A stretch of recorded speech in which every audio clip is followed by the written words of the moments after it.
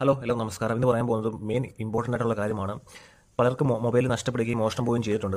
അപ്പം കഴിഞ്ഞ മാസം ഡിസംബറിൽ ഞാൻ എറണാകുളം ടു മുംബൈ പോയ സമയത്ത് ഗോവയിൽ വെച്ച് എൻ്റെ മൊബൈൽ നഷ്ടപ്പെട്ടു. കൊങ്കൺ റെയിൽവേ കോർപ്പറേഷന് കീഴിൽ ഒരു കോർപ്പറേഷനിലാണ് ഞാൻ യാത്ര ചെയ്തത്. ഒരു വെളുപ്പിന് 4 മണിക്ക് നഷ്ടപ്പെട്ടത്. അങ്ങനെ ഞാൻ മാക്സിമം ഞാൻ നോക്കി, ഫൈൻഡ് മൈ ഡിവൈസിൽ ഞാൻ നോക്കിയിരുന്നു. അത് 2 ദിവസം കഴിഞ്ഞാണ് നോക്കാൻ സാധിച്ചത്. കാരണം ഒരു ഫോൺ എൻ്റെ കയ്യിൽ ഉണ്ടായിരുന്നുള്ളൂ. സോ അതിനുശേഷം ഞാൻ റെയിൽവേ ടി ടിയുടെ കംപ്ലയിൻറ്റ് രജിസ്റ്റർ ചെയ്തു. അത് അവന്മാർ ഈ മൊബൈൽ പോയി ഞാൻ ടി ടിയോട് പറഞ്ഞു. അതിനുശേഷം 1 മണിക്കൂർ കഴിഞ്ഞാണ് ഇമാർ എൻ്റെ കംപ്ലയിൻറ്റ് എടുക്കാൻ വന്നത്. എന്നിരുന്നാലും എൻ്റെ കംപ്ലയിൻറ്റ് എടുത്തു. ഇതെനിക്ക് തന്ന FIRൻ്റെ കോപ്പിയാണ്. ഞാൻ ഈ കോപ്പിയും കൊണ്ട് മുംബൈയിലായിരുന്നു എൻ്റെ എക്സിറ്റ്. ഞാൻ മുംബൈ സ്റ്റേഷനിൽ പോയിട്ട് അവിടെ പോലീസ് സ്റ്റേഷനിൽ പോയി കംപ്ലയിൻറ്റ് ചെയ്യാൻ പോയപ്പോൾ അവർ പറഞ്ഞു ഇത് തന്നെയാണ് FIRൻ്റെ കോപ്പി, ഇനി വേറെ FIRൻ്റെ കോപ്പി എഴുതേണ്ട ആവശ്യമില്ല എന്ന് പറഞ്ഞു. സോ ഞാൻ ഇതും കൊണ്ട് ഞാൻ തിരിച്ച് മുംബൈയിലെത്തി. അങ്ങനെ ഒരു 4 ദിവസം കഴിഞ്ഞ് ഞാൻ ഗോവയിൽ നിന്ന് വിളിച്ചിരുന്നു.